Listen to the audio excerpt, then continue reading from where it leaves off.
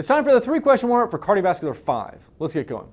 What are the symptoms of organophosphate poisoning, and what are the symptoms of atropine overdose? So organophosphate poisoning makes you really leaky, so it causes diarrhea, urination, meiosis, bronchospasm, bradycardia, excitation of skeletal muscle and CNS, lacrimation, sweating, and salivation, and also some abdominal cramping as well.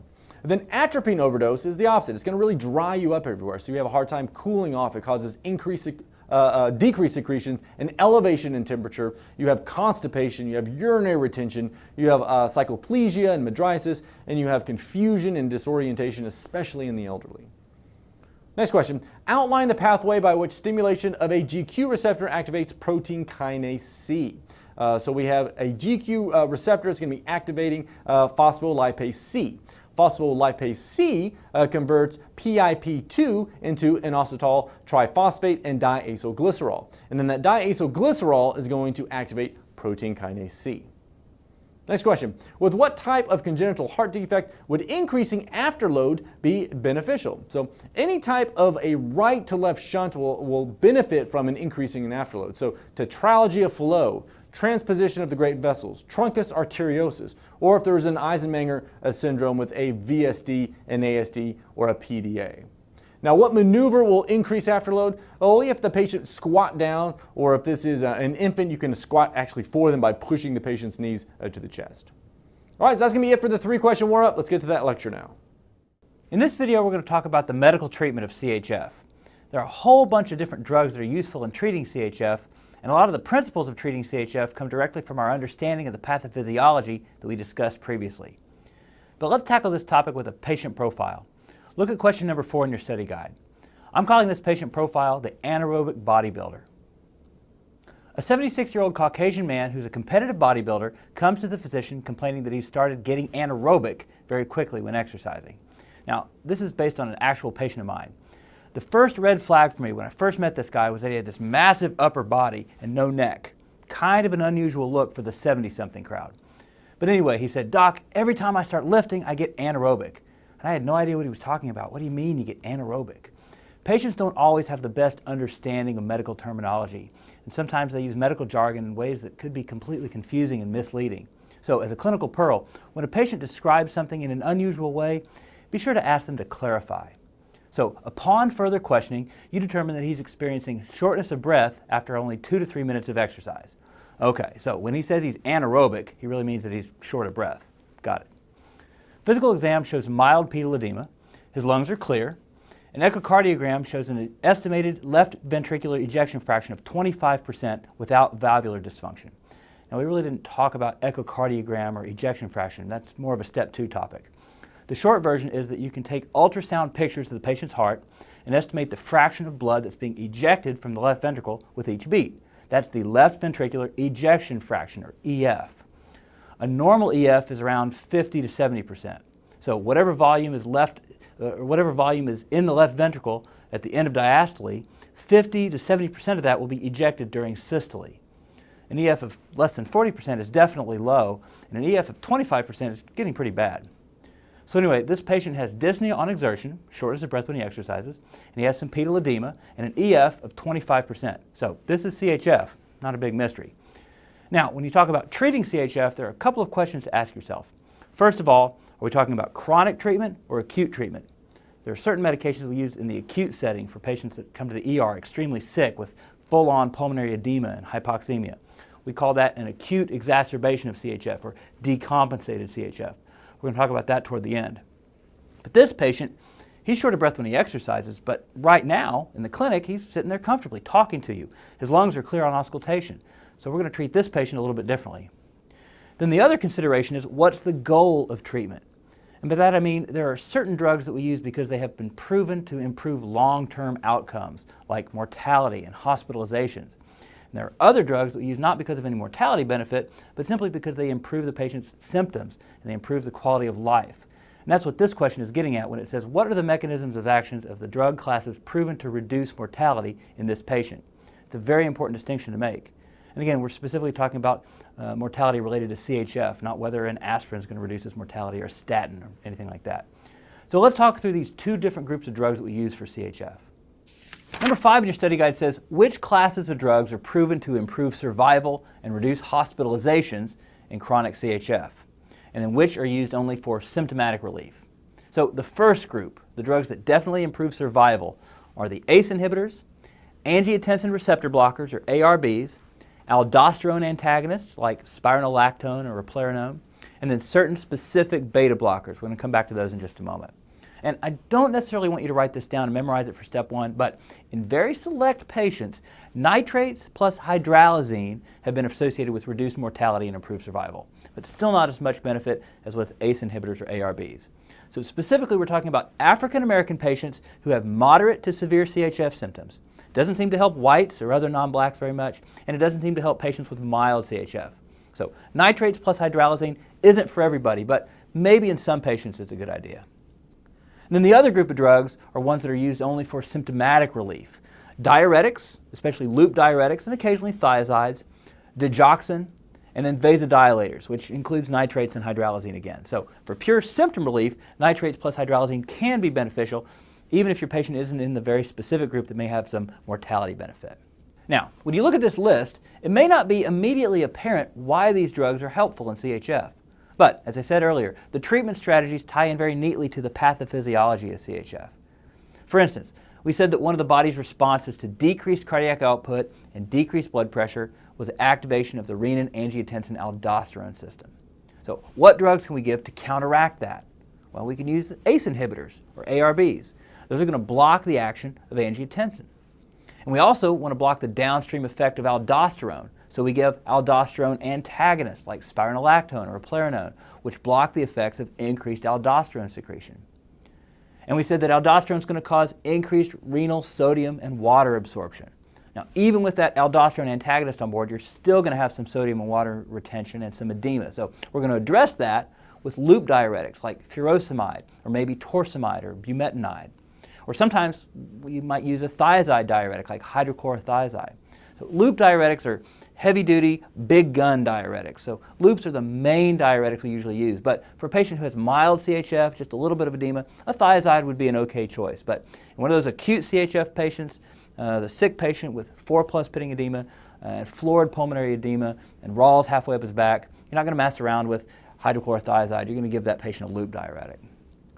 We also mentioned increased sympathetic activity. So that's where the beta blockers come in. And it's not all beta blockers. Specifically, it's the beta blockers metoprolol, carvedilol, or bisoprolol. Now, at first glance, it may seem counterintuitive to give a beta blocker. I've had students ask me, if beta blockade is going to reduce blood pressure and reduce myocardial contractility, why on earth would you give beta blockers to someone with CHF? That doesn't make any sense. And you're right, you never want to start a beta blocker in someone with that decompensated CHF. But in those patients with chronic compensated CHF, beta blockade can help control the negative effects of all that sympathetic activation. Remember, beta blockers are on the list of drugs that actually improve survival and reduce mortality. So you want to start with a low-dose beta blocker and then gradually increase the dose. But you do need to be careful. Beta blockers are definitely indicated, but you have to be careful with them. And then vasodilators like hydralazine and nitrates. What's going on there? Vasodilators are going to dilate blood vessels. Some tend to dilate arteries, like hydralazine, which is a pure arterial dilator. And some vasodilators tend to dilate veins, like nitrates. Well, when you dilate veins, you're reducing preload, which means that the heart doesn't have to work as hard. When you dilate arteries with hydralazine, you're reducing afterload, which also means the heart doesn't have to work as hard. So vasodilators are pretty good at keeping fluid from backing up into the pulmonary vasculature and causing all those pulmonary symptoms of dyspnea and orthopnea and so on. And never forget that the underlying problem with CHF is pump failure, decreased left ventricular contractility leading to decreased cardiac output. So how can you increase contractility and increase cardiac output? Well, you can use digoxin, which is a positive inotrope. It improves contractility and it increases cardiac output. Digoxin definitely reduces hospitalizations and improves exercise tolerance, but there's no survival benefit with digoxin. Let's talk about digoxin for a minute or two. Dr. Lewis covered beta blockers in the Pharm Basics section, and we're going to look at ACE inhibitors and ARBs when we talk about antihypertensive drugs. We'll talk about diuretics in the renal section, but the only place we use digoxin is in CHF. Digoxin is a cardiac glycoside, and it increases myocardial contractility. To understand how it works, we have to dig into how muscle contraction works on a cellular level. So let's look at this diagram on number 6 in your study guide. Down here at the bottom, you have the sarcomere, which is made up of myosin and actin. You need calcium to stimulate that contraction. So intracellular calcium stimulates the interaction of actin and myosin to cause contraction to take place. Intracellular calcium increases contraction. Write that down. More calcium means more contractility. Calcium enters the cell through the calcium channel on the left, and that influx of calcium triggers the release of a lot more calcium from the sarcoplasmic reticulum. And that massive amount of calcium released from the SR is really what makes the sarcomere contract. So there are calcium channels in the cell membrane that control the flow of calcium into the cell. You also have a sodium-calcium countertransporter here in the center that pumps the calcium back out of the cell. Otherwise, the cell would just say contracted all the time. And the thing that drives this sodium-calcium countertransporter is the sodium gradient, where we have lots of sodium outside the cell and a relatively low concentration of sodium inside the cell. So sodium is going down its concentration gradient, and that allows this countertransporter to pump calcium out. So what happens if you mess up that sodium gradient? If less sodium is coming into the cell, that means that less calcium is going to be able to leave the cell. And more intracellular calcium means more contractility. So higher sodium levels inside the cell will have the effect of keeping calcium in. So what maintains that sodium gradient? It's the sodium-potassium ATPase pump, which is over here on the right. It's constantly pumping sodium out of the cell, which allows the sodium-calcium countertransporter to pump calcium out of the cell. Digoxin works by inhibiting the sodium-potassium ATPase so that you have increased intracellular sodium and decreased activity of the sodium-calcium countertransporter. And by doing that, you have more intracellular calcium. And one more time, more calcium means more contractility. So again, digoxin blocks the sodium-potassium ATPase. So that's how digoxin works. But let's talk about a couple of other details about digoxin. You might also hear it called digitalis, which is the same thing. Digitalis is actually the plant that it's derived from, the foxglove plant. Digoxin is used to treat chronic CHF, not really for acute CHF, but chronic CHF. And it's not really first line anymore either because, as I said, it offers some symptomatic relief, but it doesn't improve survival like those other drugs do. Which drugs were those? Remember, the drugs that are proven to improve survival in CHF are ACE inhibitors, ARBs, aldosterone antagonists, and beta blockers. Make sure you know those. Digoxin is also sometimes used to control the heart rate in patients with atrial fibrillation because it decreases conduction through the AV node. So patients with AFib might be on digoxin, though usually calcium channel blockers and beta blockers are going to be first line for the rate control in AFib patients. Now, as far as toxicity, digoxin has a very low therapeutic index. It has lots of side effects, lots of potential for overdose and toxicity. It's easy to get into a lot of trouble with digoxin. You can have cholinergic effects like vomiting, diarrhea, and blurry yellow vision can be very unique. So vision disturbances are one of the classic symptoms of chronic digoxin toxicity. Digoxin can also cause some characteristic EKG abnormalities. Those aren't really high yield enough for you to get bogged down in memorizing those for step 1. That's more of a step 2 topic. But the most common EKG abnormality with digitoxicity is actually bradycardia, and that might be worth knowing. If you can give DIG to control the heart rate in AFib, to keep the heart from going too fast, DIG can also cause bradycardia. That makes some sense. And then digoxin toxicity is more likely in patients who have renal failure because this is a renally excreted drug. And hypokalemia will also predispose you to digoxin toxicity. So in order to treat digoxin toxicity, you're going to focus on the cardiac manifestations because that's what's going to kill the patient. You need to gradually correct any hypokalemia. You can also give magnesium. So potassium and magnesium kind of go hand in hand when you're dealing with arrhythmias. Very important to correct both of these. And then if there's a life-threatening arrhythmia like asystole or ventricular fibrillation or even symptomatic bradycardia, you can give anti-digoxin antibody fragments. Now, these are very rarely used, but you should know about them because it's a classic test question. So the other thing is that if those anti-dig fragments aren't available, you might give atropine if the patient has bradycardia, or you might need a temporary pacemaker. But really, bradycardia is going to be an indication for the anti-dig fragments if they're available. Let's go back to the patient profile number 4 and talk through the answer. Again, we've given you a patient with compensated CHF, and we're asking which drugs are proven to reduce mortality. But instead of having you just list the drug classes, we're asking you to list the mechanism of action. So our 4 drug classes that reduce mortality are ACE inhibitors, ARBs, aldosterone antagonists, and beta blockers.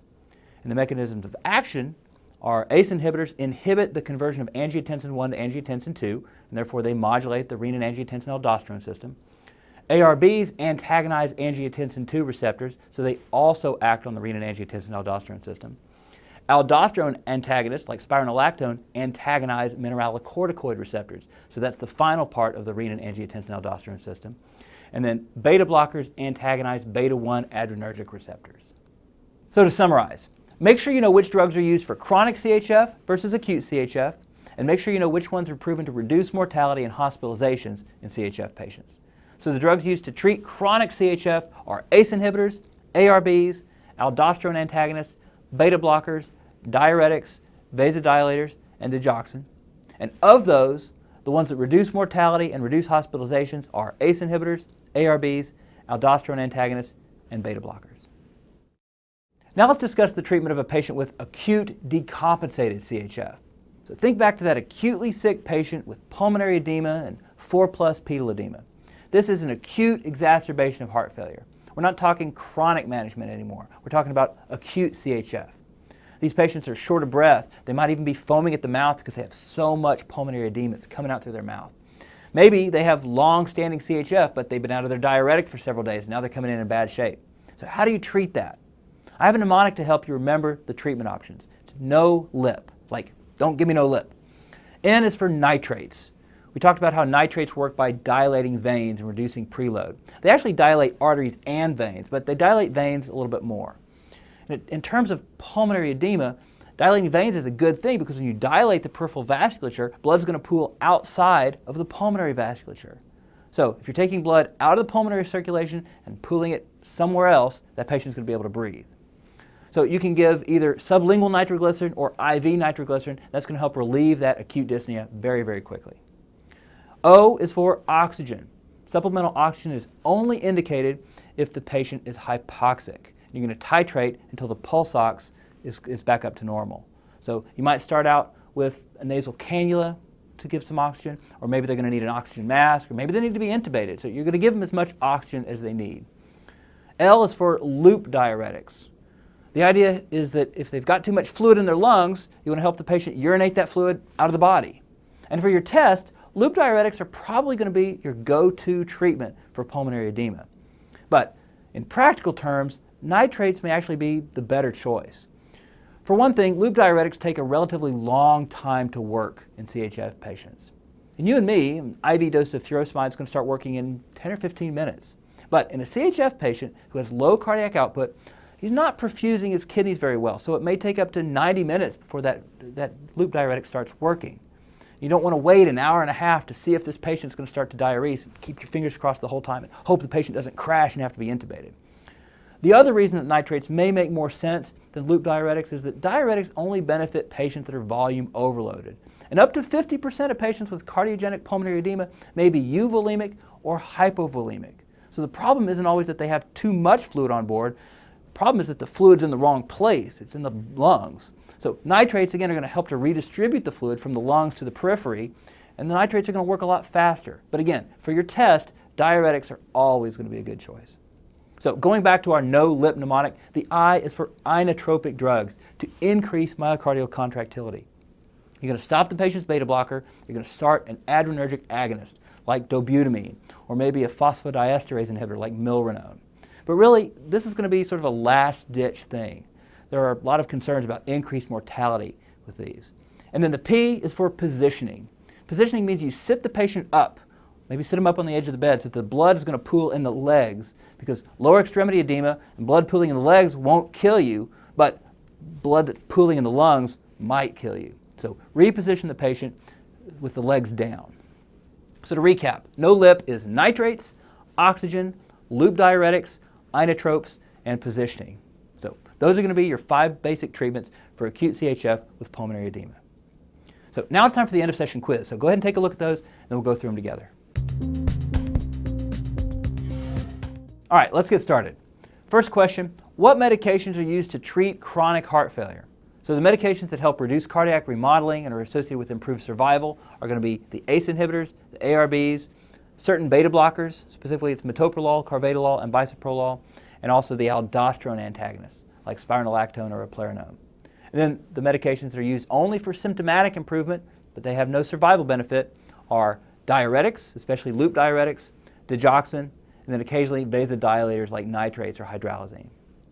Next, what medications are used to treat acute heart failure? So remember that mnemonic was no-lip, which stands for nitrates, oxygen, loop diuretics, inotropes, and positioning. And the last one, what's the mechanism of action of the cardiac glycosides like digoxin?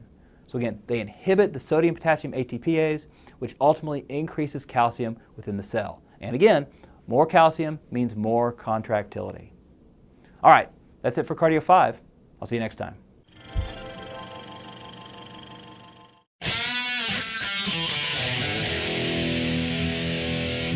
Which adverse effects are associated with digitalis toxicity? This is easy. Even the medicine fleas know this. Cardiac arrhythmia, vomiting, visual disturbances, and confusion. Good grief. How can you possibly have gotten this far in your training and not know that?